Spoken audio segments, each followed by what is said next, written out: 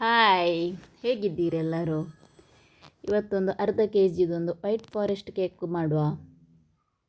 ಅರ್ಧ ಕೆ ಜಿಗೆ ಅರ್ಧ ಕಪ್ಪು ಮೈದಾ, 1 ಸ್ಪೂನ್ ಬೇಕಿಂಗ್ ಸೋಡಾ, ಅದು ಬೇಕಿಂಗ್ ಸೋಡಾ ಆಯಿತಾ, ಸೋಡಾ ಪುಡಿ,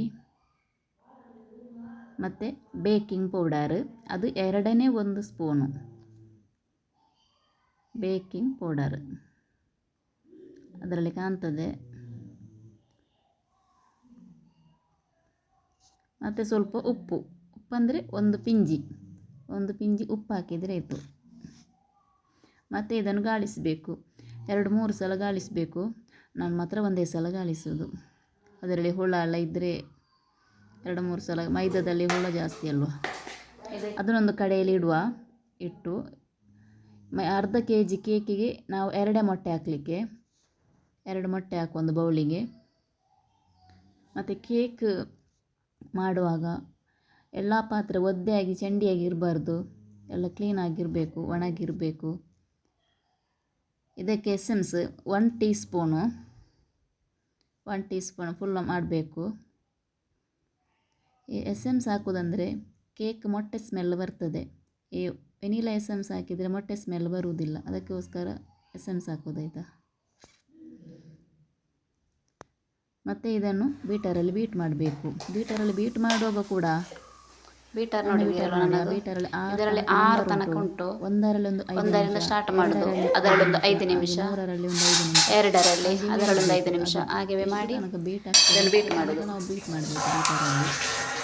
ನಾನು ಇವಾಗ ಮಾಡ್ತೇನೆ.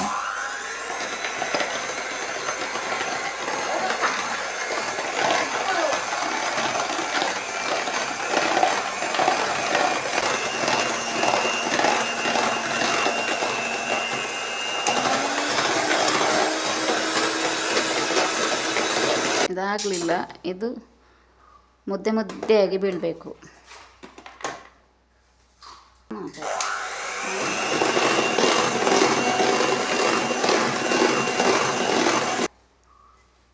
ಈಗ ಇಷ್ಟು ಮುದ್ದೆ ಬರಬೇಕು. ಇದಕ್ಕೆ ಅರ್ಧ ಕಪ್ಪು ಸಕ್ಕರೆಯನ್ನು ಹುಡಿ ಮಾಡಿ ನಾನು ತಂದಿದ್ದೇನೆ. ಅರ್ಧ ಕೆ ಜಿ ಕೇಕಿಗೆ ಅರ್ಧ ಕಪ್ಪು, ಅದೇ ಕಪ್ಪಲ್ಲಿ, ಯಾವ ಕಪ್ಪಲ್ಲಿ ಮೈದಾ ಅಳತೆ ಮಾಡಿದ್ದು ಅದೇ ಕಪ್ಪಲ್ಲಿ ಅರ್ಧ ಕಪ್ಪು ಸಕ್ಕರೆ, ಅದನ್ನೆಲ್ಲವನ್ನು ಅದಕ್ಕೆ ಹಾಕಬೇಕು. ಅದನ್ನು ಇವಾಗ ನೋಡಿ, 3 ಸಲ ಇದನ್ನು ಫುಲ್ಲು ಬೀಟರಲ್ಲಿ ಬೀಟ್ ಮಾಡಲಿಕ್ಕೆ ಇಲ್ಲ, ಒಂದು 4-5 ಸುತ್ತು ಬೀಟ್ ಮಾಡಿದ್ರೆ ಆಯ್ತು. ಯಾಕೆಂದರೆ ಇದು ಹುಡಿಯಾದ ಸಕ್ಕರೆ, ಮೊಟ್ಟೆ ಕೂಡ ಆಗಿದೆ ಬೀಟಾಗಿ.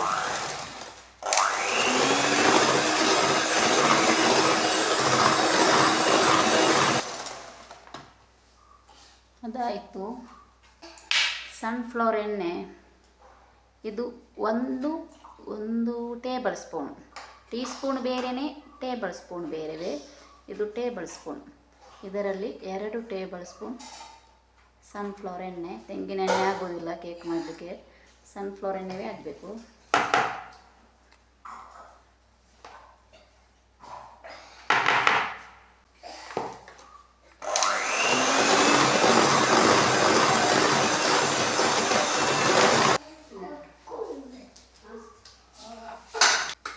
ಇದಾದ ಮೇಲೆ ಅವಾಗ ಗಾಳಿಸಿದ ನಮ್ಮ ಮೈದಾ ಉಂಟಲ್ವ, ಇದನ್ನು ಇದಕ್ಕೆ ಹಾಕೋದು. ಇದನ್ನು ಸ್ವಲ್ಪ ಸ್ವಲ್ಪ ಹಾಕಲಿಕ್ಕೆ ನಾನು ಮತ್ತೆಲ್ಲ ಹಾಕ್ತೇನೆ ಒಮ್ಮೆಲೆ.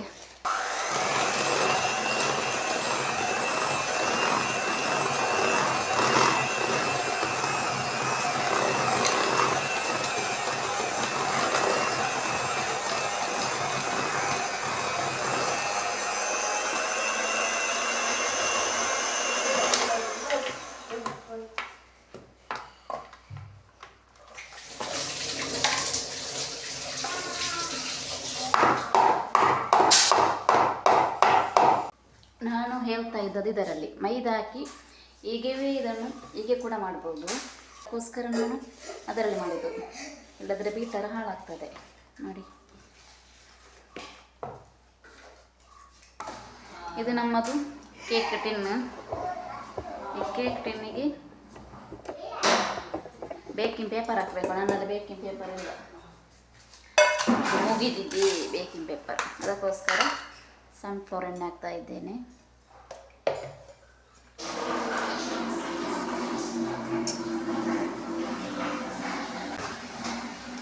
ಸನ್ಫ್ಲವರ್ ಎಣ್ಣೆ ಹಾಕಿ ಹೀಗೆ ಮಾಡಿದರೆ ಆಯಿತು.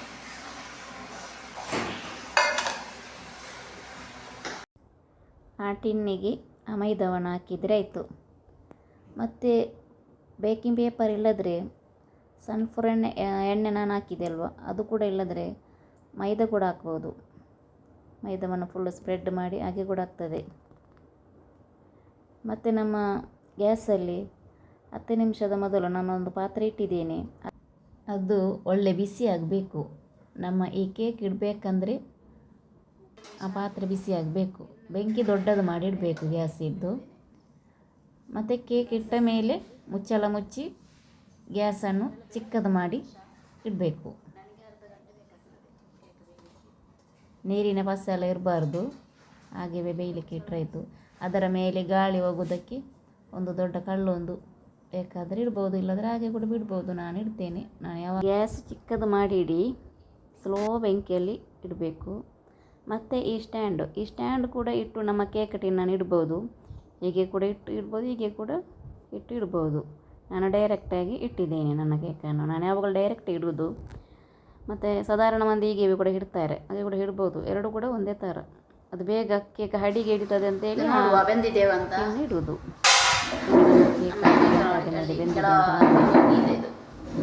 ಕೇಕ್ ಮಾತ್ರ ಕೆಳಗೆ ಹೋಗಿದೆ, ಅದು ಮೇಲೆ ಬರಲಿಲ್ಲ. ಕೇಕ್ ಬೆಂದಿದೆ.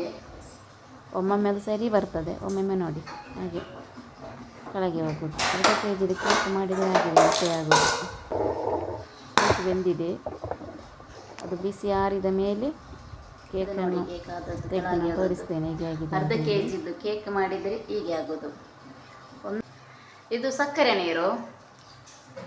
ಗ್ಯಾಸಲ್ಲಿ 1 ಲೋಟ ನೀರಿಟ್ಟು ಅದಕ್ಕೆ ಒಂದು 2-3 ಚಮಚ ಸಕ್ಕರೆ ಹಾಕಿದರೆ ಆಯಿತು. ಅದು ಕುದಿ ಬರಲಿಕ್ಕಿಲ್ಲ, ಕುದಿ ಬರುವ ಮೊದಲು ಬಿಸಿ ಆಗಬೇಕು. ಸಕ್ಕರೆ ನೀರು ರೆಡಿ ಆಯಿತು. ನಮ್ಮ ಕೇಕನ್ನು ಬೇಸಿಗೆ ಹಾಕುವ ಇದಕ್ಕೆ. ಅದನ್ನು ತೆಗೆದು ಅದಕ್ಕೆ ನಾವು ಕಂಕಣ ಮಾಡುವ ಕೇಕನ್ನು. ಅದು 6 ಇಂಚಲ್ಲಿ ಮಾಡಿದ್ದು ಟಿನ್ನು. ಅರ್ಧ kgಗೆ 6 ಇಂಚಿದ್ದು ಟಿನ್ನು. ನೋಡಿ ಹೇಗೆ ಆಗಿದೆ ಅಂತ. ಕೇಕ್ ಮಾತ್ರ ಒಳ್ಳೆ ಸ್ಮೂತ್ ಆಗಿದೆ, ಮಾತ್ರ ಸ್ವಲ್ಪ ಗುಂಡಿ ಆಗಿದೆ. ಅದು ಅರ್ಧ kgದ್ದು ಮಾಡಿದರೆ ಕೇಕ್ ಹಾಗೆಯೇ ಆಗೋದು. ಅದನ್ನು ಕಟ್ ಮಾಡಲಿಕ್ಕೆ ಕೂಡ ಕಷ್ಟ ಆಗ್ತದೆ. ನೋಡಿ, ನಡುವಿನಲ್ಲಿ ಒಂದು ತೂತಾಗಿದೆ. ಅದನ್ನು ಮತ್ತೆ ನಾನು ವಿಪ್ಪಿಂಗ್ ಕ್ರೀಮ್ ಎಲ್ಲ ಹಾಕಿ ನಾನು ಸೆಟ್ ಮಾಡ್ತೇನೆ. ವಿಪ್ಪಿಂಗ್ ಕ್ರೀಮು ಲೆಕ್ಕದಲ್ಲಿ ಅರ್ಧ ಕಪ್ಪೆ ಹಾಕಲಿಕ್ಕೆ ನಾನು ಬೀಟ್ ಮಾಡ್ತೇನೆ. ಇದು ಕೂಡ ಹಾಗೆಯೇ ಒಂದರಲ್ಲಿ ಒಂದು 5 ನಿಮಿಷ ಬೀಟ್ ಮಾಡಬೇಕು, ಪುನಃ 2ರಲ್ಲಿ, ಪುನಃ 3ರಲ್ಲಿ. ಇದು ಎಷ್ಟು ಗಟ್ಟಿ ಆಗ್ತದೆ ಅಷ್ಟರ ತನಕ ನಾನು ತೋರಿಸ್ತೇನೆ ನಿಮಗೆ ಹೇಗೆ ಆಗಬೇಕು ಅಂತ. ಇವಾಗ ಇದು ನೀರು ಉಂಟಲ್ಲ, ಇವಾಗ ಇದು ಹೇಗೆ ಆಗ್ತದೆ ನೋಡಿ.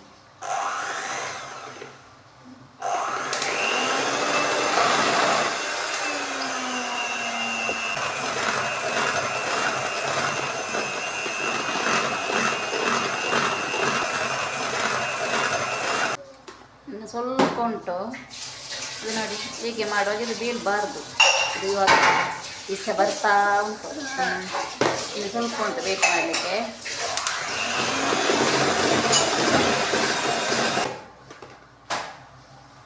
ಇವಾಗ ನೋಡಿ ಎಷ್ಟು ಗಟ್ಟಿ ಐತಿ. ಈ ಮಾಡುವಾಗ ನೋಡಿ ಬೀಳೋದಿಲ್ಲ. ಹೀಗೆ ಕಂಕಣ ಮಾಡಿದರೂ ಬೀಳೋದಿಲ್ಲ. ಕಾಣ್ತದೆ ನೋಡಿ ಎಷ್ಟು ಗಟ್ಟಿಯಾಗಿದೆ ಅಂತ.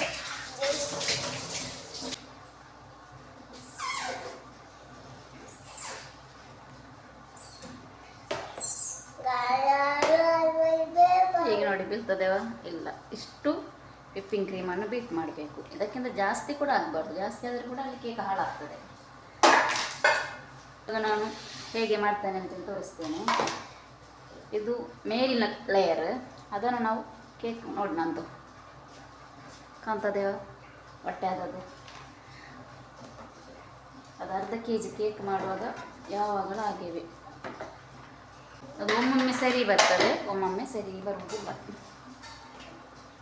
ಇವಾಗ ನೋಡಿ ಸ್ವಲ್ಪ ವಿಪ್ಪಿಂಗ್ ಕ್ರೀಮ್ ಹಾಕಿದೆ. ಇದು ಮೇಲಿನ ಲೇಯರ್. ಇದನ್ನು ಈಗ ಸೆಟ್ ಮಾಡಿ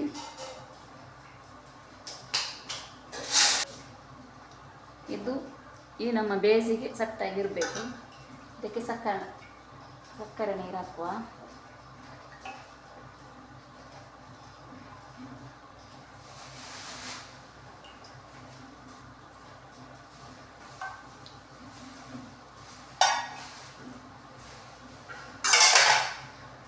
ಇದಕ್ಕೆ ವಿಪ್ಪಿಂಗ್ ಕ್ರೀಮ್ ಹಾಕುವ. ವಿಪ್ಪಿಂಗ್ ಕ್ರೀಮ್ ಹಾಕಿ ನೋಡಿ.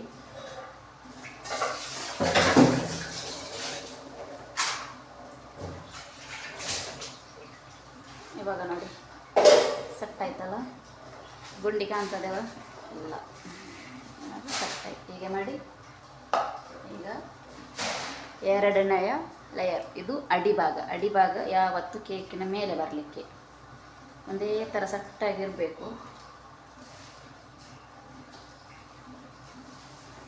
ನಮ್ಮದು ಇದರಲ್ಲಿ ಏನು ಪ್ರಾಬ್ಲಮ್ ಆಗಿದೆ ಗೊತ್ತುಂಟಾ, ಈ ಬೇಸ್ ನಂದು ಚಿಕ್ಕದಾಯಿತು. ಕೇಕ್ಗೆ ಇಟ್ಟ ಬೇಸ್ ಉಂಟಲ್ವ, ಈ ಬೇಸ್ ಚಿಕ್ಕದಾಗಿದೆ.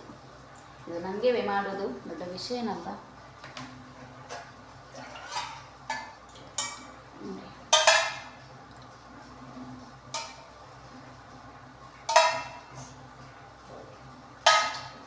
ಇದಕ್ಕೆ ಸಕ್ಕರೆ ನೀರು ಪುನಃ ಅದರ ಒಳಗೆ ನನಗೆ ಇದು ಹಾಕಬೇಕಿತ್ತು. ಇವಾಗ ಒಂದು ಲೇಯರ್ ಮಾಡಿದಾಗ ನಾನು ಇವಾಗ ವಿಪ್ಪಿಂಗ್ ಕ್ರೀಮ್ ಹಾಕಿದೆ. ವಿಪ್ಪಿಂಗ್ ಕ್ರೀಮಿಗೆ ಹಾಕಿದ ಮೇಲೆ ನನಗೆ ಚಾಕ್ಲೇಟ್ ಗ್ರೇಟ್ ಮಾಡಿದ್ದು ಹಾಕಲಿಕ್ಕಿತ್ತು. ನಾನು ತೋರಿಸ್ತೀನಿ. ವೈಟ್ ಫಾರೆಸ್ಟ್ ಚಾಕ್ಲೇಟ್ ಅಂದರೆ ಇದು ವೈಟ್ ಚಾಕ್ಲೇಟ್ ನಾನು ತೋರಿಸ್ತೇನೆ. ವೈಟ್ ಫಾರೆಸ್ಟ್ ಅಂದರೆ ಅಂತೆಲ್ಲ ಮುಗಿದಿದೆ. ಇಂಥ ಒಂದು ತುಂಡು ಇದನ್ನು ಗ್ರೇಟ್ ಮಾಡಿ ಇದಕ್ಕೆ ಹಾಕೋದು. ಮತ್ತು ಇದರ ಮೇಲೆಲ್ಲ ಮನಸ್ಸಿದ್ರೆ ಹಾಕ್ಬೋದು ಬೇಕಿದ್ದವರು. ವೈಟ್ ಫಾರೆಸ್ಟ್ ಅಂದರೆ ಕೇಕ್ ಅಂದರೆ ಅದು. ಇದರ ಒಳಗೆ ಕೂಡ ನಮ್ಮ ಇದರಲ್ಲಿ ಹೀಗೆ ಮಾಡಿ ಹಾಕ್ತಾರೆ. ಇದರ ಒಳಗೆ ಹಾಕಬೇಕಿತ್ತು, ನನಗೆ ಮರ್ತೋಯ್ತು. ಇದರ ಮೇಲೆ ನಾನು ಹಾಕ್ತೇನೆ. ಮತ್ತು ಕೇಕ್ ಆದ ಮೇಲೆ ಕೂಡ ಇದನ್ನು ಗ್ರೇಟ್ ಮಾಡಿ ಹಾಕ್ತಾರೆ. ಅದಕ್ಕೆ ವೈಟ್ ಫಾರೆಸ್ಟ್ ಅಂತ ಹೇಳೋದು.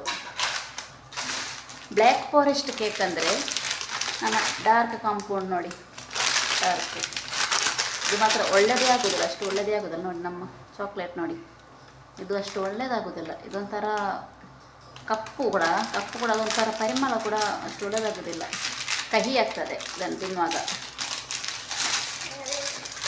ಬ್ಲ್ಯಾಕ್ ಫಾರೆಸ್ಟ್ ಕೇಕ್ ಮಾಡುವಾಗ ಯಾವತ್ತಾದರೂ ಇದು ಹಾಕುವಾಗ ಅದು ಅಷ್ಟು ಒಳ್ಳೆಯದಾಗೋದಿಲ್ಲ, ಕಹಿ ಆಗ್ತದೆ. ವೈಟ್ ಫಾರೆಸ್ಟ್ ಅಂದರೆ ತಿನ್ನಲಿಕ್ಕೆ ಕೂಡ ಒಂದು ಬರ್ತದೆ. ನಾನಿವಾಗ ವಿಪ್ಪಿಂಗ್ ಕ್ರೀಮ್ ಹಾಕಿ ವಿಪ್ಪಿಂಗ್ ಕ್ರೀಮ್ನ ಮೇಲೆ ಹಾಕ್ತೇನೆ.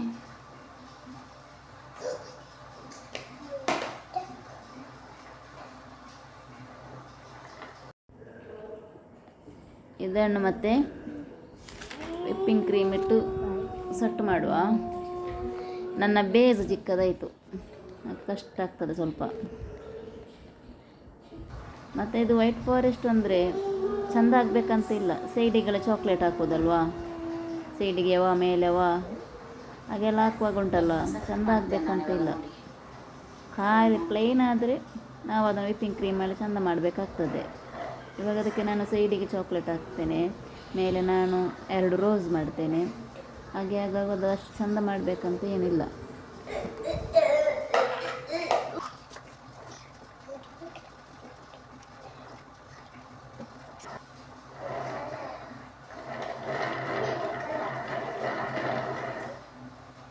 ನನಗೆ ಬಂದದಷ್ಟು ನಾನು ನಿಮಗೆ ಕಳಿಸ್ತೇನೆ, ಹೇಳಿಕೊಡ್ತೇನೆ. ನನಗೆ ಜಾಸ್ತಿ ನನಗೆ ಬರೋದಿಲ್ಲ. ಇದರ ಹೆಸರು ನನಗೆ ಗೊತ್ತಿಲ್ಲ. ಕೇಕ್ನ ಮೇಲೆ ನಾವು ವಿಪ್ಪಿಂಗ್ ಕ್ರೀಮ್ ಹಾಕುವಾಗ ಅದು ಮೇಲೆ ಕೆಳಗೆ ಆಗ್ತದಲ್ವ, ಒಂದು ಕಡೆ ಜಾಸ್ತಿ ಒಂದು ಕಡೆ ಕಡಿಮೆ. ಅದಕ್ಕೋಸ್ಕರ ಅದು ಲೆವೆಲ್ ಮಾಡಲಿಕ್ಕೆ, ಆಯಿತಾ.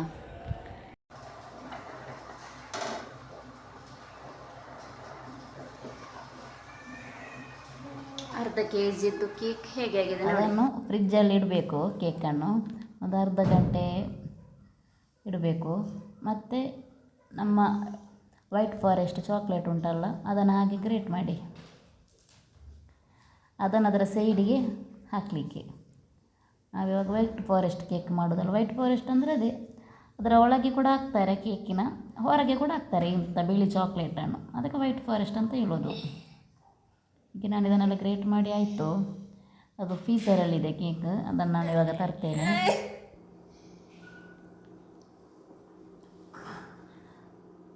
ಕೇಕನ್ನು ಒಂದು ಅರ್ಧ ಗಂಟೆಯಲ್ಲಿ ಫ್ರಿಜ್ಜಲ್ಲಿ ಇಟ್ಟಿದ್ದೇನೆ, ಫೀಸರಲ್ಲಿ ಇಡಬೇಕು. ಅದಕ್ಕೆ ನಾವಿವಾಗ ಗ್ರೇಟ್ ಮಾಡಿದ ಚಾಕ್ಲೇಟ್ ನೋಡಿ ಪೂರ ಗ್ರೇಟ್ ಮಾಡಿದ್ದೇನೆ. ಅದನ್ನು ಅದರ ಮೇಲೆ ಕೂಡ ಹಾಕ್ಬೋದು ಮತ್ತು ಅದರ ಸೈಡ್ ಕೂಡ ಹಾಕ್ಬೋದು. ನಾನು ಮಾತ್ರ ಸೈಡಿಗೆ ಹಾಕ್ತೇನೆ, ಮೇಲೆ ಹಾಕುವುದಿಲ್ಲ. ಮೇಲೆ ಏನಾದರೂ ಡಿಸೈನ್ ಮಾಡುವ ಅಂತೇಳಿ. ಅದು ಮಾತ್ರ ಉಂಟಲ್ಲ, ಒಂದು ದಿನ ಇದ್ದರೆ ಒಳ್ಳೆಯದು ಆ ಕೇಕ್. ಯಾಕೆಂದರೆ ಅದರ ಮೇಲೆ ನಾವು ಚಾಕ್ಲೇಟ್ ಇವಾಗ ಹಾಕುವಾಗ ಇವಾಗ ಅದಷ್ಟು ಹಿಡಿಲಿಕ್ಕಿಲ್ಲ, ಅದು ಇಲ್ಲದ್ರೆ ಒಳ್ಳೆ ಹಿಡಿಯುತ್ತದೆ. ಇಲ್ಲದ್ರೆ ನಮ್ಮ ಕೈಯಲ್ಲಿ ವಿಪ್ಪಿಂಗ್ ಕ್ರೀಮ್ ಕೈಯಲ್ಲೆಲ್ಲ ಬರ್ತದೆ. ಅದು ನೋಡಿ ಸರಿಯಾಗಿ ಅದು ಹಿಡಿಲಿಲ್ಲ ನಾವು ಹಾಕುವಾಗ. ಅದೊಂದು 2 ಗಂಟೆ 3 ಗಂಟೆಲ್ಲ ಫ್ರೀಝರಲ್ಲಿ ಇಟ್ಟರೆ ಅದ ಮೇಲೆ ನಾವು ಈ ಚಾಕ್ಲೇಟನ್ನು ಅದಕ್ಕೆ ನಾವು ಹಾಕುವಾಗ ಉಂಟಲ್ಲ ಅದು ಒಳ್ಳೆ ಹಿಡಿಯುತ್ತದೆ. ಹೀಗೆ ಸುತ್ತಲ ಹಾಕಿದರೆ ಆಯಿತು. ಗ್ರೇಟ್ ಮಾಡಿ ಹಾಕ್ಬೋದು ಮತ್ತು ಇದನ್ನು ಚಿಕ್ಕ ಚಿಕ್ಕ ತುಂಡು ಮಾಡಿ ಕೂಡ ಹಾಕ್ಬೋದು ಈ ಚಾಕ್ಲೇಟನ್ನು. ಇದಕ್ಕೆ ಹೇಳೋದು ವೈಟ್ ಫಾರೆಸ್ಟ್ ಕೇಕ್ ಅಂತ. ಅದರಲ್ಲಿ ಏನು ದೊಡ್ಡ ವಿಶೇಷತೆ ಇಲ್ಲ ಆಯಿತಾ. ಅದೆಂತ ಬ್ಲ್ಯಾಕ್ ಫಾರೆಸ್ಟ್ ಅಂದರೆ ಎಂತ ಅಂತ ಸ್ವಲ್ಪ ಮಂದಿಗೆ ಗೊತ್ತಾಗೋದಿಲ್ಲ. ನನಗೆ ಕೂಡವೇ ಗೊತ್ತಾಗೋದಿಲ್ಲಲ್ಲ ಸ್ವಲ್ಪ ಮಂದಿಗೆ, ಅದಕ್ಕೆ ನಾನು ಹೇಳಿದ್ದು. ದಾನೇನು ಹಾಕಿದ ಮೇಲೆ ಇನ್ನೊಂದು ಅರ್ಧ ಗಂಟೆ ಫ್ರೀಝರಲ್ಲಿ ಇಡುವ. ಮತ್ತು ಉಳಿದ ವಿಪ್ಪಿಂಗ್ ಕ್ರೀಮ್ ಉಂಟು, ಅದಕ್ಕೆ ಹಾಕಿ ಕೇಕಿಗೆ ಉಳಿದ ವಿಪ್ಪಿಂಗ್ ಕ್ರೀಮು ಅದಕ್ಕೆ ಒಂದು ಕಲರ್ ಹಾಕುವ. ರೋಸ್ ಪಿಂಕ್ ಕಲರ್ ಹಾಕ್ತೇನೆ, ಸ್ವಲ್ಪ ಹಾಕಿದರೆ ಸಾಕು. ಇದನ್ನು ಬೀಟರಲ್ಲಿ ಬೀಟ್ ಮಾಡಬೇಕು. ಒಳ್ಳೆ ಬೀಟ್ ಆದ ಮೇಲೆ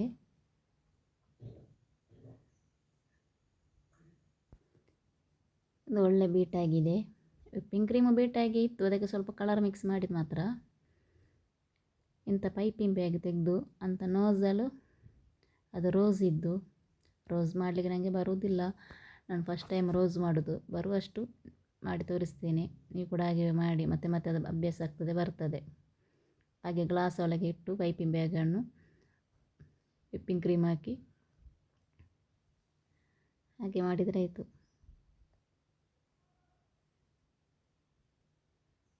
ಮತ್ತು ಅದು ವಿಪ್ಪಿಂಗ್ ಕ್ರೀಮ್ ಅಥವಾ ಈ ರೋಸ್ ಮಾಡಲಿಕ್ಕೆ ಏನಾದರೂ ಹೂ ಮಾಡುವಾಗ, ಬೇರೆ ಥರದಲ್ಲಿ ನಾವು ಹೂ ಮಾಡ್ತೇವಲ್ವ, ಏನಾದರೂ ಡಿಸೈನ್ ಎಲ್ಲ ಮಾಡುವಾಗ ವಿಪ್ಪಿಂಗ್ ಕ್ರೀಮ್ ಒಳ್ಳೆ ಬೀಟಾಗಿರಬೇಕು, ಫುಲ್ ಗಟ್ಟಿಯಾಗಿರಬೇಕು. ಇಲ್ಲದ್ರೆ ಅದು ಸರಿಯಾಗೋದೇ ಇಲ್ಲ.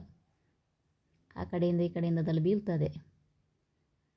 ನಮ್ಮ ಕೇಕಿಗೆ ನಾವು ಹಾಕ್ತೀವಿ ಅದರಿಂದ ಅದು ಅಷ್ಟು ಗಟ್ಟಿ ಬೇಕಾಗ್ತದೆ. ಅದರಿಂದ ಜಾಸ್ತಿ ಇದಕ್ಕೆ ಗಟ್ಟಿ ಬೇಕು, ಈ ಗುಲಾಬಿ ಎಲ್ಲ ನಾವು ಮಾಡುವಾಗ. ಇಲ್ಲದ್ರೆ ಅದು ಸರಿಯಾಗೋದೇ ಇಲ್ಲ.